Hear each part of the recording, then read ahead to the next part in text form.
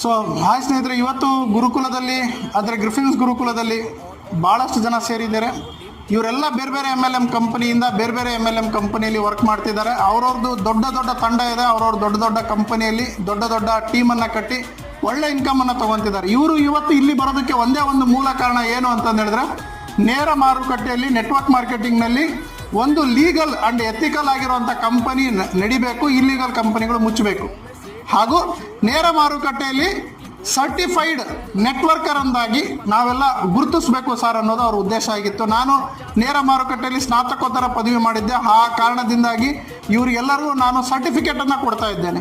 ನೇರ ಮಾರುಕಟ್ಟೆಯಲ್ಲಿ ಇವರು ರಾಜಾರೋಷವಾಗಿ ಬಿಂದಾಸ್ ಆಗಿ ಲೀಗಲ್ ಆಗಿ ಎಥಿಕಲ್ ಆಗಿ ನೇರ ಮಾರುಕಟ್ಟೆ ಬಗ್ಗೆ ಪ್ರಚಾರ ಮಾಡ್ಬೋದು ಹಾಗೂ ನೇರ ಮಾರುಕಟ್ಟೆಯಲ್ಲಿ ಹಣ ಗಳಿಸ್ಬೋದು. ಇದಕ್ಕೆ ಭಾರತ ಸರ್ಕಾರದ ಮನವಿ ಇದೆ. ಯಾಕಂದರೆ ಭಾರತ ಸರ್ಕಾರದಲ್ಲಿ ನಾನು ಶಿವಲಿಂಗ